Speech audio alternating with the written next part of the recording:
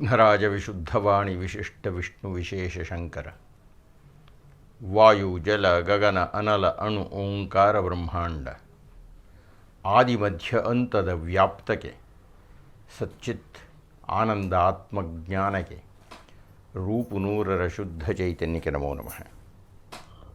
ಗುರುಗಳಲ್ಲಿ ವಂದನೆಗಳು. ನನ್ನ ವಿಜ್ಞಾಪನೆಗಳು. ನಾನು ತಿಪಟೂರಿನಿಂದ ಶೇಖರ್ ಎಂದು. ನನ್ನ ಪ್ರಶ್ನೆ ಏನೆಂದರೆ, ಪರಮಾತ್ಮನನ್ನು ಪಾಂಡುರಂಗ ಮತ್ತು ವಿಠಲ ಎಂದು ಕರೆಯುತ್ತೇವೆ ಆಡುಭಾಷೆಯಲ್ಲಿ. ವಿನಃ ವಿಷ್ಣು ಸಹಸ್ರನಾಮದಲ್ಲಾಗಲಿ ಅಥವಾ ವೇದ ಪುರಾಣದಲ್ಲಾಗಲಿ ಈ ಪದಗಳು ಉಲ್ಲೇಖವಾಗಿಲ್ಲ.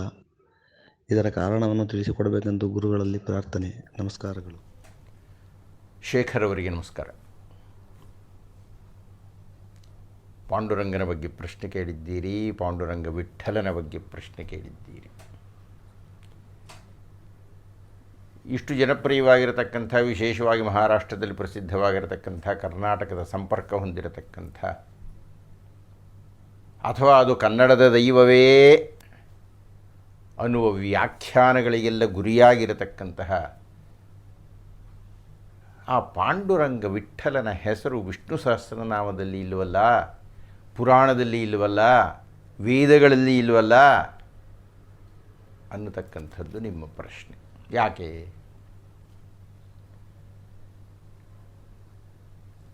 ಇದಕ್ಕೆ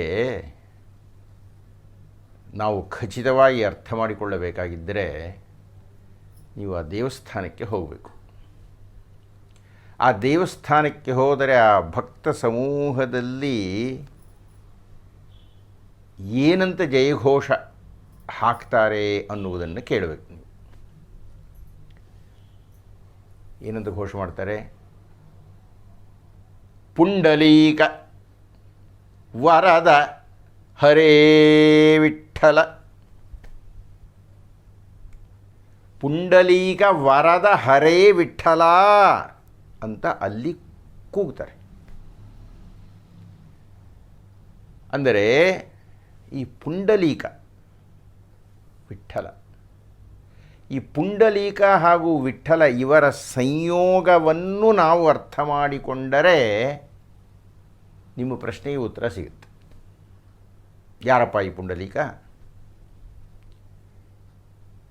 ಆ ಮಹಾರಾಷ್ಟ್ರದ ಜಾಗದಲ್ಲಿ ಇದ್ದಂಥ ಒಬ್ಬ ವ್ಯಕ್ತಿ ಪುಂಡಲೀಕ.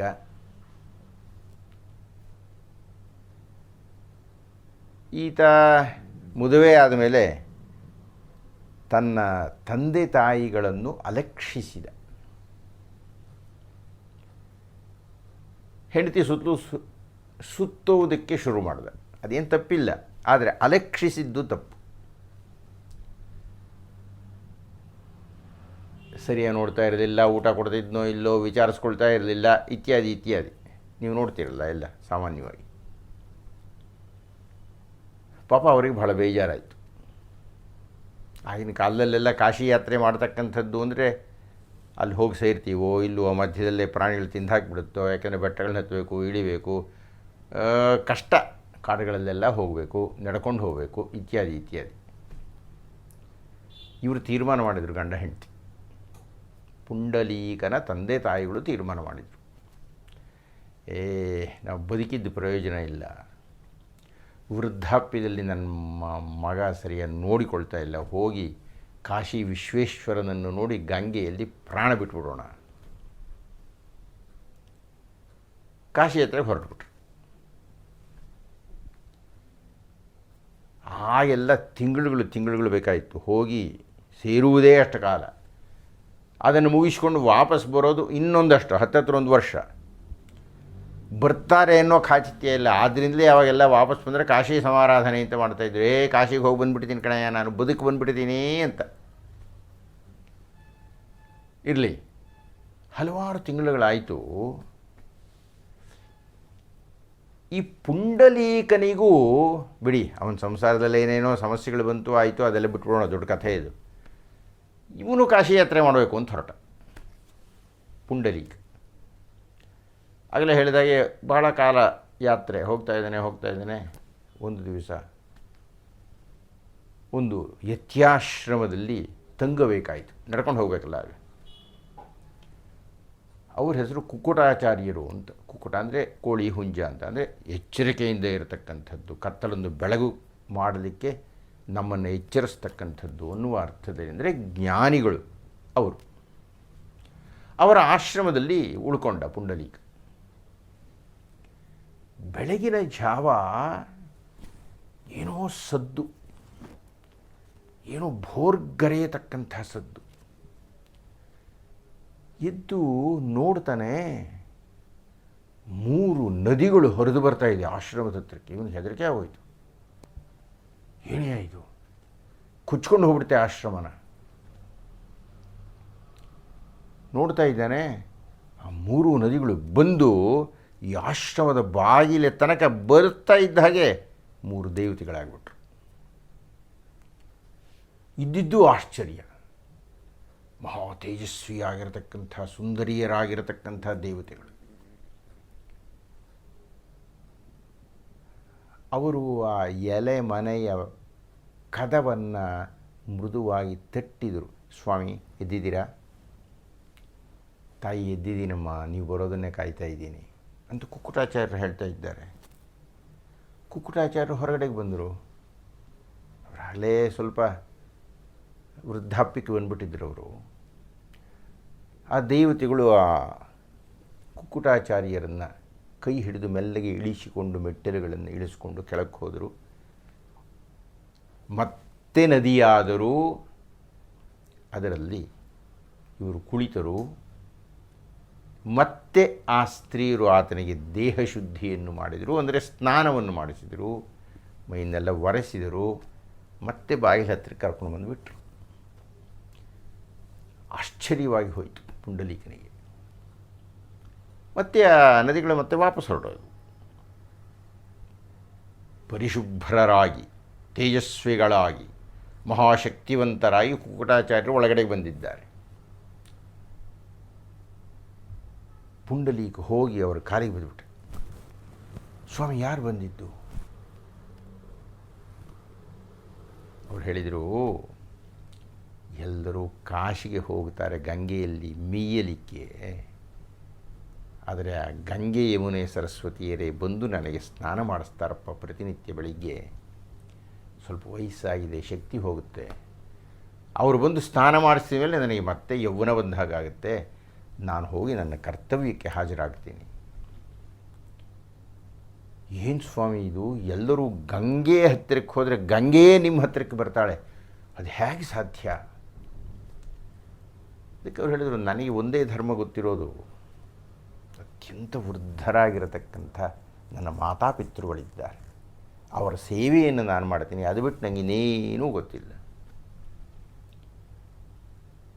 ನಾನು ತ್ರಿಕರಣಪೂರ್ವಕವಾಗಿ ಅವರನ್ನು ಸುಖವಾಗಿ ಇಟ್ಟಿರಲಿಕ್ಕೆ ನಾನು ಪ್ರಯತ್ನ ಪಡ್ತಾ ಇದ್ದೇನೆ.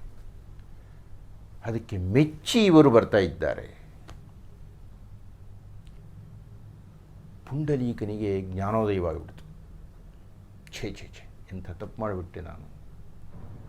ಇಂಥ ಪರಮ ಪವಿತ್ರವಾಗಿರತಕ್ಕಂಥ ಕರ್ತವ್ಯವನ್ನು ನಾನು ಮಾಡದೆ ಅವರನ್ನು ಕಾಶಿ ಯಾತ್ರೆ ಕಳಿಸಿಬಿಟ್ಟಿದ್ದೀನಲ್ಲ ಅಂತ ತಪ್ಪು ತಿದ್ದಿಕೊಂಡು ಓಡ್ದ ಕಾಶಿ ಕಡೆಗೆ. ಬಿಡಿ ಮುಂದಿನ ಕಥೆಯನ್ನು. ಹೋದ, ತಂದೆ ತಾಯಿಗಳು ಸಿಕ್ಕಿದ್ರು, ಅವರಲ್ಲಿ ಕ್ಷಮಾಪಣೆ ಕೇಳ್ದ, ವಿಶ್ವೇಶ್ವರನ ದರ್ಶನವನ್ನು ಮಾಡಿಸ್ದ, ವಾಪಸ್ ಕರ್ಕೊಂಡು ಬಂದ, ತುಂಬ ಯೋಗ್ಯ ರೀತಿಯಲ್ಲಿ ಕರ್ಕೊಂಡು ಬಂದ. ಮನೆಯಲ್ಲಿ ಈಗ ತಂದೆ ತಾಯಿಗಳ ಶುಶ್ರೂಷೆಯನ್ನು ಒಂದು ವ್ರತ ಮಾಡಿದಂತೆ ಮಾಡಿಬಿಟ್ಟು, ದಿನ ಬೆಳಗಾದರೆ ಅವರಿಗೆ ಸ್ನಾನಕ್ಕೆ ಅನುಕೂಲ ಮಾಡಿಕೊಡೋದು, ವಸ್ತ್ರವನ್ನು ಕೊಡ್ತಕ್ಕಂಥದ್ದು, ಉಪಹಾರವನ್ನು ತಯಾರು ಮಾಡಿಕೊಡ್ತಕ್ಕಂಥದ್ದು, ವಿಶ್ರಾಂತಿಯಲ್ಲಿದ್ದಾಗ ಕೈಕಾಲುಗಳನ್ನು ಒತ್ತತಕ್ಕಂಥದ್ದು, ಇತ್ಯಾದಿ ಇತ್ಯಾದಿ ಏನೇನು ತಂದೆ ತಾಯಿಗಳು ಬಯಸಿದಿರೋ ಅದನ್ನೆಲ್ಲ ಮಾಡಿಬಿಟ್ಟು ವಿಷ್ಣುವಿಗೆ ಸಂತೋಷವಾಯಿತು. ಎಂಥ ಭಕ್ತ ಇದ್ದಾನೆ ಇವನು. ಪ್ರತ್ಯಕ್ಷನಾದ. ವಿಠೂ ಅಂದರೆ ವಿಷ್ಣು ಅಂತ, ಅದೇ ವಿಠ್ಠಲ ಅಂತಾಗಿರೋದು. ವಿಷ್ಣು ವಿಠೂವಾಗಿ ವಿಠ್ಠಲನಾಗಿ ಪ್ರತ್ಯಕ್ಷನಾದ. ಪುಂಡಲೀಕ ಅಂದ, ಶಂದ ಪುಂಡಲೀಕ. ಯಾಕಯ್ಯ ಅಂತ ವಿಷ್ಣು ನೋಡ್ತಾನೆ, ಅವರ ತಂದೆಯ ಪಾದಗಳನ್ನು ಒತ್ತುತ್ತಾ ಇದ್ದಾನೆ. ಮಲ್ಕೊಂಡು ನಿದ್ದೆ ಹೋಗ್ತಾ ಇದ್ದರೆ ಜೋರ ಮಾತಾಡಬೇಡ, ಸ್ವಲ್ಪ ತೀರು ತಗೋ, ಈ ಇಟ್ಟಿಗೆ ತಗೋ ಅಂತ ಇಟ್ಟಿಗೆಯನ್ನು ಎಸೆದು ಅದರ ಮೇಲೆ ಸ್ವಲ್ಪ ನಿಂತ್ಕೊಂಡ್ರು, ಬರ್ತೀನಿ, ನಿದ್ದೆ ಹೋದ್ಮೇಲೆ ಬರ್ತೀನಿ. ಇವನ ತಂದೆ ತಾಯಿಗಳ ಶುಶ್ರೂಷೆಯನ್ನು ನೋಡಿ ಆಶ್ಚರ್ಯಚಕಿತನಾಗಿ ಸೊಂಟದ ಮೇಲೆ ಕೈ ಇಟ್ಕೊಂಡು ನಿಂತ್ಕೊಂಡು ನೋಡ್ತಾ ಇದ್ದಾನೆ. ವಿಠ್ಠಲ. ಅದಾದಮೇಲೆ ಪುಂಡಲೀಕ ಹೋದ, ನಮಸ್ಕಾರ ಮಾಡ್ದ, ಸ್ವಾಮಿ ನೀನು ಬಂದಿದ್ದೀಯ, ಬಹಳ ಸಂತೋಷ ಆಯಿತು ಇತ್ಯಾದಿ. ಕೊನೆಗೆ ಆ ವಿಠ್ಠಲ ಕೇಳಿದ, ಏನಯ್ಯ ನಿಂಗೇನು ಬರಬೇಕು? ಸ್ವಾಮಿ ನೀನು ಇಲ್ಲೇ ಇರಬೇಕು, ಇದೇ ಭಂಗಿಯಲ್ಲಿದ್ದು ಭಕ್ತಾದಿಗಳಿಗೆ ನಿನ್ನ ದರ್ಶನವನ್ನು ಕೊಡಬೇಕು. ನೀನು ಆಶ್ಚರ್ಯ ಅದೊಂದು, ಅಲ್ಲಿ ವಿಗ್ರಹ ಹಾಗಿಲ್ಲ, ಆ ಬಣ್ಣದಲ್ಲಿಲ್ಲ, ಪಾಂಡುರವರ್ಣ ಅಂದರೆ ಬಿಳಿಯದಾಗಿರತಕ್ಕಂಥ ಪಾಂಡುರಂಗ ವಿಠ್ಠಲ ಅನ್ನುವ ಹೆಸರಿನಿಂದ ನೀನು ಪ್ರಸಿದ್ಧನಾಗಬೇಕು ಅಂತ ಹೇಳಿದೆ. ಭೀಮರಥಿ ಅನ್ನತಕ್ಕಂಥ ಒಂದು ನದಿ ಹರಿತಾ ಇರುತ್ತೆ, ಅದನ್ನು ಚಂದ್ರಭಾಗಾ ನದಿ ಅಂತಲೂ ಕರೀತಾರೆ. ಅದರ ಹತ್ತಿರ ಈ ಪುಂಡಲೀಕನ ದೇವಸ್ಥಾನ ಇದೆ. ಆ ಪುಂಡಲೀಕನ ದೇವಸ್ಥಾನದ ಒಳಗೆ ಒಂದು ಶಿವಲಿಂಗ ಉಂಟು. ಜ್ಞಾನದೇವ ಇತ್ಯಾದಿ ಮಹಾರಾಷ್ಟ್ರದ ಸಂತರೆಲ್ಲ ಅದಕ್ಕೆ ನಡೆದುಕೊಂಡಿದ್ದಾರೆ. ಕನ್ನಡದ ವಿಜಯ ವಿಠ್ಠಲದಾಸರು, ಪುರಂದರದಾಸರೆಲ್ಲ ಈ ವಿಠ್ಠಲನ ಅಂಕಿತಕ್ಕೆ ಕೀರ್ತನೆಗಳನ್ನು ಬರೆದಿದ್ದಾರೆ. ಯಾಕೆ ಅಂದರೆ ಆ ಪಾಂಡುರಂಗ ವಿಠ್ಠಲ ಅಂತ ಹೇಳ್ತಾರಲ್ಲ, ಅದು ಇರತಕ್ಕಂಥ ಊರು ಪಂಢರಾಪುರ. ಪಾಂಡುರಂಗಪಲ್ಲಿ, ಪಾಂಡುರಂಗಾದ್ರಿಪುರ.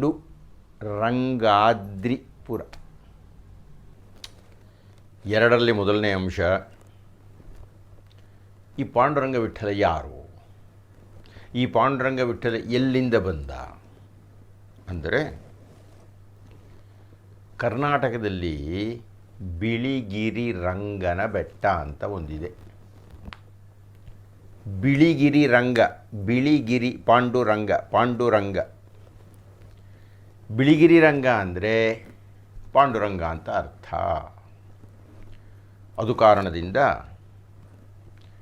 ಐತಿಹಾಸಿಕವಾಗಿ ಏನೋ ಕೆಲವು ಕಾರಣಗಳನ್ನು ಕೊಟ್ಟಿದ್ದಾರೆ. ಅದು ಕಾರಣದಿಂದ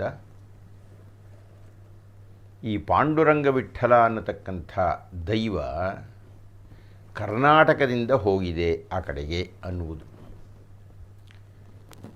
ಇದನ್ನು ಮಹಾರಾಷ್ಟ್ರಿಗರು ಒಪ್ಪಿಬಿಟ್ಟಿದ್ದಾರೆ. ಅಲ್ಲಿನ ಅವರ ಕೀರ್ತನೆಗಳಲ್ಲಿ ಕಾನಡಾವು ವಿಠ್ಠಲು ಕರ್ನಾಟಕವು ಅಂತ ಹೇಳ್ತಾರೆ. ಅಂದರೆ ಕರ್ನಾಟಕದ ಈ ಕನ್ನಡದ ವಿಠ್ಠಲ ಅನ್ನುವ ಅಂಶವನ್ನು ಅವರು ಗಮನಿಸಿದ್ದಾರೆ, ಒಪ್ಪಿದ್ದಾರೆ. ಇದು ಮೊದಲನೇ ಮಾತು. ಇನ್ನು ಎರಡನೆಯ ಭಾಗ, ಆ ಪುಂಡಲೀಕನೂ ಕನ್ನಡಿಗನೇ ಅನ್ನತಕ್ಕಂಥದ್ದು ಒಂದು ಮಾತು. ಸ್ವಾಮಿ ತಾವು ಕೇಳಿಸ್ಕೊಳ್ತಾ ಇದ್ದೀರಿ. ಇಷ್ಟೆಲ್ಲ ವಿವರಣೆಯಾದ ಮೇಲೆ ಈಗ ನಿಮಗೆ ಒಂದು ನೇರವಾದ ಉತ್ತರ. ನೀವು ಆ ಪಾಂಡುರಂಗ ವಿಠ್ಠಲನ ದೇವಸ್ಥಾನದ ಒಳಗೆ ಹೋದರೆ ಹೊಯ್ಸಳರ ಸೋಮೇಶ್ವರನ ಕಾಲದ ಒಂದು ಶಾಸನವನ್ನು ನೋಡ್ತೀರಿ. 1237 ಇಸವಿಯಲ್ಲಿನ ಶಾಸನ ಅದು. ಅದರಲ್ಲಿ ಪುಂಡಲೀಕನ ಹೆಸರು ಇದೆ. ಚರಿತ್ರಕಾರರು, ಶಾಸನಕರ್ತರು ಅಂದರೆ ಶಾಸನದ ಅಧ್ಯಯನವನ್ನು ಮಾಡ್ತಕ್ಕಂಥವರು, ಕರ್ತರಲ್ಲ, ಅಧ್ಯಯನ ಮಾಡ್ತಕ್ಕಂಥವರು ಯಾವ ನಿರ್ಣಯಕ್ಕೆ ಬಂದಿದ್ದಾರೆ ಅಂದರೆ, ಈ ಪುಂಡಲೀಕನ ಹೆಸರು ಮೊಟ್ಟ ಮೊದಲನೆಯ ಬಾರಿಗೆ ಈ ಶಾಸನದಲ್ಲಿ ಇದೆ. ಅಂದರೆ 1237 ಅಂದರೆ 13ನೇ ಶತಮಾನ, ಇದು 21ನೇ ಶತಮಾನ, ಅಂದರೆ ಸುಮಾರೊಂದು 800 ವರ್ಷಗಳ ಹಿಂದೆ. 800 ವರ್ಷಗಳ ಹಿಂದೆ ಶಾಸನದಲ್ಲಿ ಬರೆಯಲ್ಪಟ್ಟಿರತಕ್ಕಂತಹ ಒಬ್ಬ ಐತಿಹಾಸಿಕ ವ್ಯಕ್ತಿ ಪುಂಡಲೀಕ.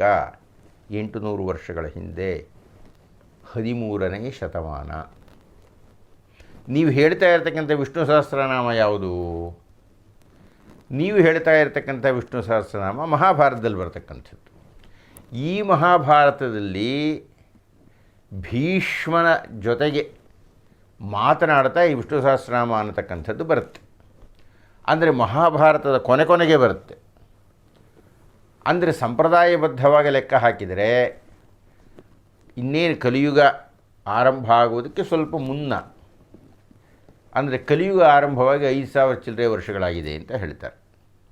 ಅಂದರೆ 5000 ವರ್ಷಗಳ ಹಿಂದೆ ಸ್ವಾಮಿ ಇರೋದು ಮಹಾಭಾರತ, ಅದರೊಳಗೆ ವಿಷ್ಣು ಸಹಸ್ರನಾಮ, ಅದರೊಳಗೆ ಈ ಹೆಸರು ಯಾಕಿಲ್ಲ ಅಂತ ಕೇಳ್ತಾ ಇದ್ದೀರಿ. 800 ವರ್ಷಗಳ ಹಿಂದೆ ಇದ್ದಂಥ ಪುಂಡಲೀಕ ವಿಠ್ಠಲ ಇವರು ಅದು ಹೇಗೆ 5000 ವರ್ಷಗಳ ಹಿಂದೆ ಬರ್ತಾರೆ? ಇನ್ನು ವೇದದಲ್ಲಿ ಯಾಕಿಲ್ಲ ಅಂತ ಇದ್ದೀರಿ. ವೇದ ಅದಕ್ಕಿನ್ನ ಹಿಂದಿಂದು ಸುಮಾರು 7000 8000 ವರ್ಷಗಳ ಹಿಂದಿನ ಕೃತಿಗಳದು ಅಂತಂತ ಹೇಳ್ತಾರೆ. ಅಂತೂ ಕೇವಲ ಐತಿಹಾಸಿಕವಾಗಿ 800 ವರ್ಷಗಳ ಹಿಂದೆ ಇದ್ದಂತಹ ಒಬ್ಬ ವ್ಯಕ್ತಿಯ ಸಂದರ್ಭದ ವಿಠ್ಠಲ ಸಾವಿರಾರು ವರ್ಷಗಳ ಹಿಂದಿನ ಕೃತಿಗಳಲ್ಲಿ ಇರಲಿಕ್ಕೆ ಸಾಧ್ಯವಿಲ್ಲ. ಉತ್ತರ ಮುಗೀತಾ? ನಮಸ್ಕಾರ. ನಮ್ಮ ಜ್ಞಾನದಾಹವನ್ನು ನೀಗಿಸ್ತಾ ಇರೋಂಥ ಗುರುಗಳಿಗೆ ನಮಸ್ಕಾರಗಳು. ನಾನು ಶೋಭಾ ಬಸವನಗುಡಿಯಿಂದ. ನನ್ನ ಪ್ರಶ್ನೆ, ವ್ಯಕ್ತಿ ಸಾವಿನ ನಂತರ ಆತನ ಪಯಣದ ದಾರಿ ಸುಗಮವಾಗಲಿ ಅಂತಂದ್ಬಿಟ್ಟು ದಶದಾನಗಳು 10 ದಾನಗಳು ಮತ್ತು 26 ದಾನಗಳನ್ನ ಕೊಡಿಸ್ತಾರೆ. ಆದರೆ 1 ವರ್ಷ ಆದಮೇಲೆ ವರ್ಷಾಂತರದಲ್ಲೂ ಕೂಡ ಅದೇ ದಾನಗಳನ್ನ ಇನ್ನೊಂದ್ಸತಿ ಕೊಡಿಸ್ತಾರೆ. ಯಾಕೆ? ದಯವಿಟ್ಟು ವಿವರಣೆಯನ್ನು ಕೊಡಿ.